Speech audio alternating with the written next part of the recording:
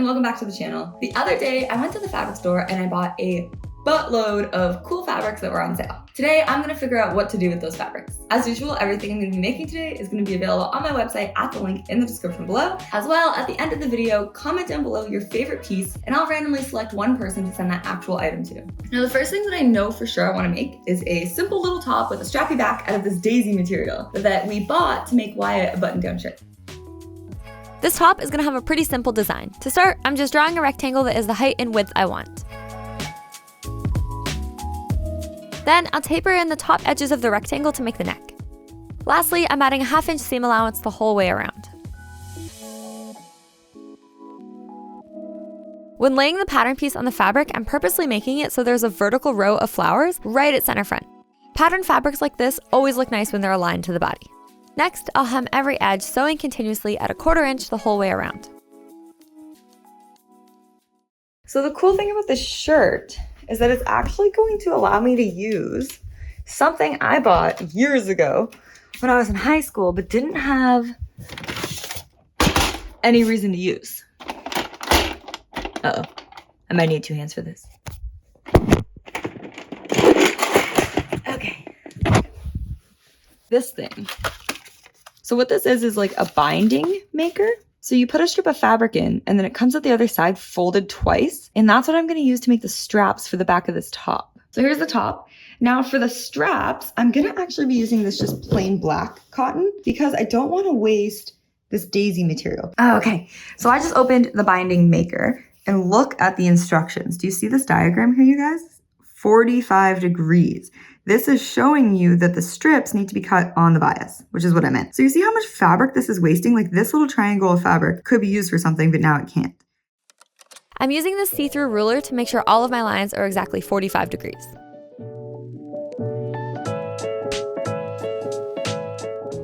I'll show you guys up close how it works. You basically just shove this in here, and then you pull it out the other side, and it comes out nicely folded, like that. And then you iron it as it comes out.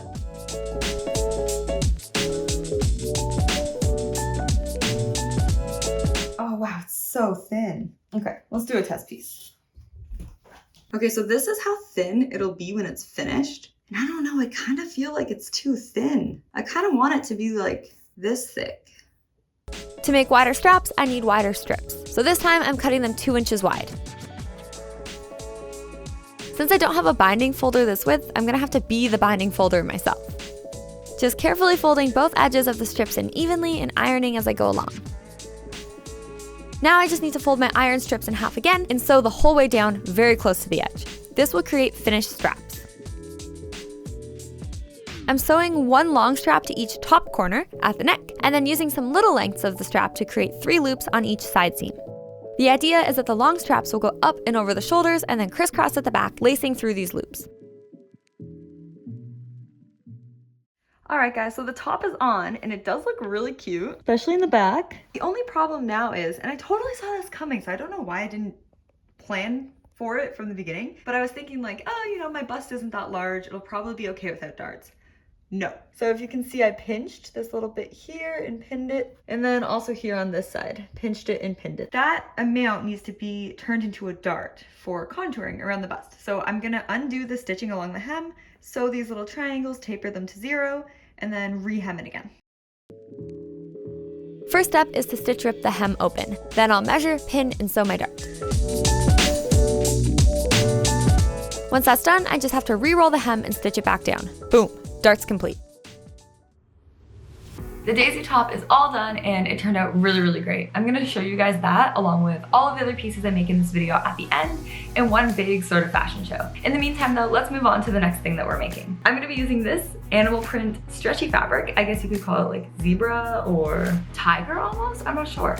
But I'm gonna turn this into some bell bottoms, I'm thinking, and possibly also a pair of bike shorts. I've been going back and forth trying to figure out if this is too thin to be made into pants and it should be lined, or if I should just wing it and it'll be fine. So I think I'm just gonna go ahead and draft the pattern first while I think it over. To do the pattern, I actually took a bunch of measurements because essentially what I'm gonna do is draft a legging and then just flare it out from the knee. So it's gonna be a really simple construction, but I think it's gonna look really cool. To start with, I'm drawing one long line. This will be the side seam, running vertically up the body. Then I'll mark points along it to be the waist, hip, crotch, and knee. Next, I'll draw in the front and back crotch. The back crotch is always deeper than the front because the front of the body is much flatter. Then I'll draw the flare out to the hem as well as mark where I want the bike shorts to end. I'm making the bike shorts first because they use much less fabric than the flares, and if any corrections or changes need to be made, there'll be way less waste.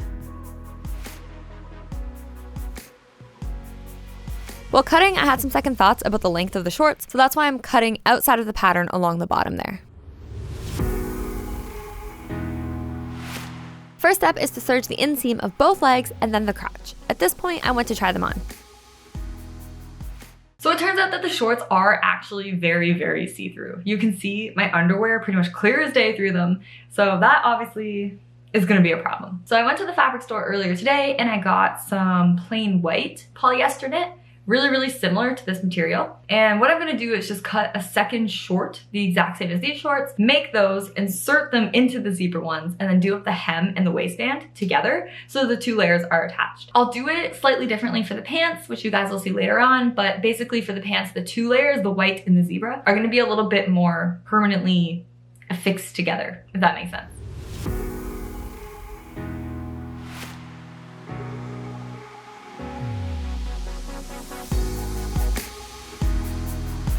I should realistically have changed the machine to white thread for this, but since these ones are just for me, I couldn't be bothered. Off camera, I stuck the two layers together and tried the shorts on again, and this time they look great. Next up was to prep the elastic waistband. To do that, I am serging the raw ends, then sewing them together with the single needle machine. And if you'll notice, in this part here, I'm actually still wearing the shorts. To finish these bad boys up, I'll pull out my cover stitch machine. The hems just simply get folded up 1/2 inch and sewn the whole way around. The waistband is a little more finicky to attach, but I kind of devised a method to do it easily back when I was making underwear all the time. It requires 4 pins and a lot of patience. With the shorts complete, I'm moving on to the flares.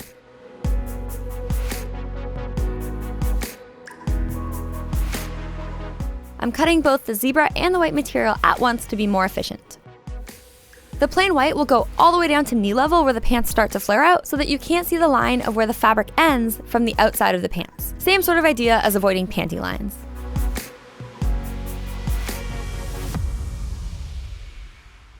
These get constructed the exact same way as the bike shorts, inseam serged first and then the crotch.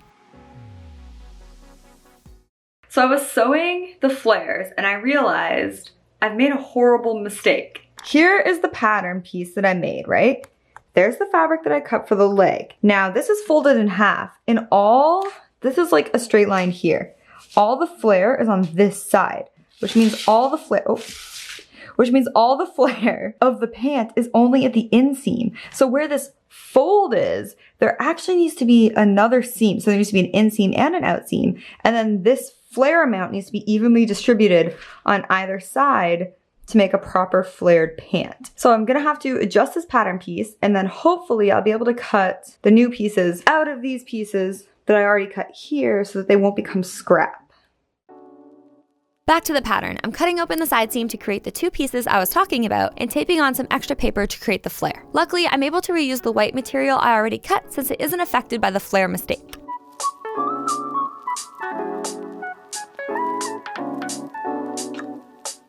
Now I'll cut my new pieces from both the old pants and the remaining fabric.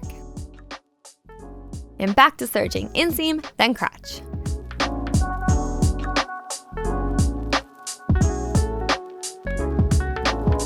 This time, however, I'm basting the white material to the zebra material to make sure the two layers stay together. So our zebra pants are just about done. All they need now is the waistband. For the shorts, I used the Lindevil elastic with just the branding showing, but I think for the pants, I want to cover the elastic with fabric. And that's because the bike shorts felt a little more sporty and it felt like it went with the branded elastic, but these I think will look a little bit more polished with like a matching zebra waistband. So all we have to do for that is cut out 1 to 2 rectangles, wrap it around the elastic, stitch it to the pants, and we are moving on to a brand new piece. Again, I'm cutting the zebra and the plain white fabric together to save time. Then I'll serge the waistband at the short side to make one continuous loop. Next, I'm basting the waistband closed with the elastic already inside, just to make sure all those layers of fabric don't slip around while I'm attaching it to the pants. Which is, of course, the last and final step.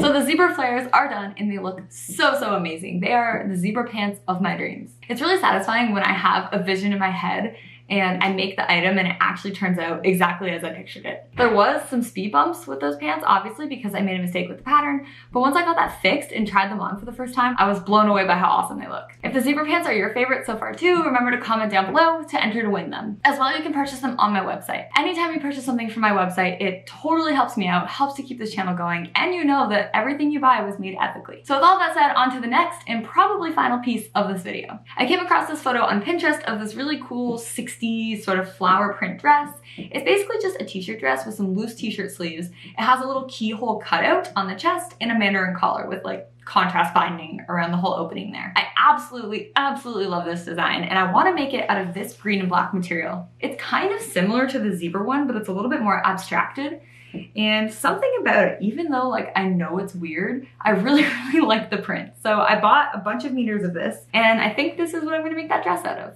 It also kind of worked out to be fate because I found this black store-bought binding that will work absolutely perfectly for the keyhole and the mandarin collar. For this draft, I'm using the straight edge of my paper as center front. I'll draw horizontal lines along it that are my bust, waist, hip, and hem. Next, I'm drawing in the shape of the neck and shoulder as well as the armhole.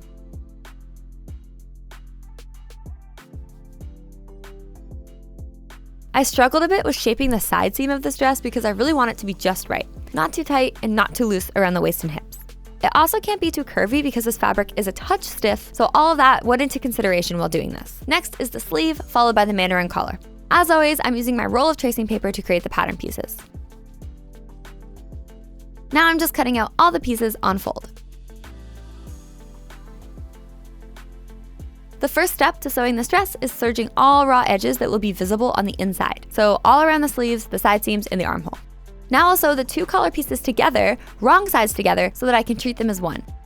After that, I'll sew just the shoulder seams and attach the collar to the neck. I want to leave the side seams open at this point so that the dress is easier to maneuver through the machine while I'm attaching all that binding. I'll start sewing the binding at the back neck, where it will be least noticeable when wearing the garment. Then I'm sewing around the mandarin collar, down around the keyhole, and back up again until the whole neckline is covered.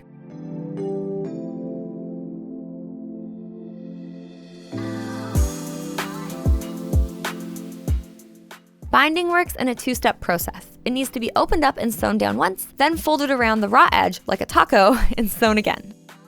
This creates a super polished, clean-looking edge.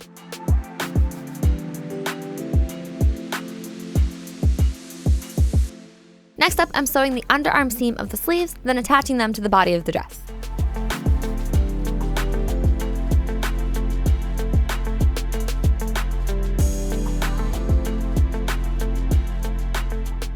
Alright guys, so here's where we're at with the dress currently. The collar looks amazing. I'm obsessed with how good this binding looks as well. So I just need to hem the sleeves and the actual hem of the dress, which I ended up making way too long. I always do this when I make dresses. I actually think I'm gonna pull up my domestic machine, which somehow there always seems to be a reason to use that thing. And it has this really cool stitch that looks like this. Basically a couple of straight stitches and then a triangle. And what I'm gonna do essentially is fold the fabric in a certain way so that only the point of the triangle actually catches the outside of the fabric so that you don't really see anything on the outside. It basically creates a blind hem without a blind hem machine. Off camera, I tried on the dress and chalked out where I want the finished edge to be on both the hem and the sleeves. Now I'm chalking another line 1 inch down from that to create seam allowance.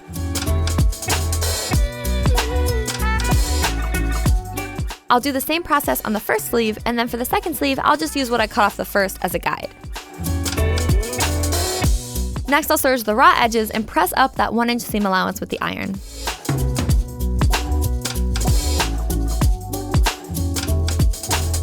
Now here we go with our fancy invisible hem stitch. It might be hard to make out, but I'm being super careful to mostly sew on the serged area to the right, with just those little triangle tips actually connecting to the folded edge of the fabric. This gets done the whole way around the hem and then on both of the sleeves. Just finished up the dress, which means everything is done. All that's left to do now is show you guys how everything came out. Before I do though, remember, comment down below which item's your favorite to enter to win the giveaway, and everything you see will be available for purchase on my website.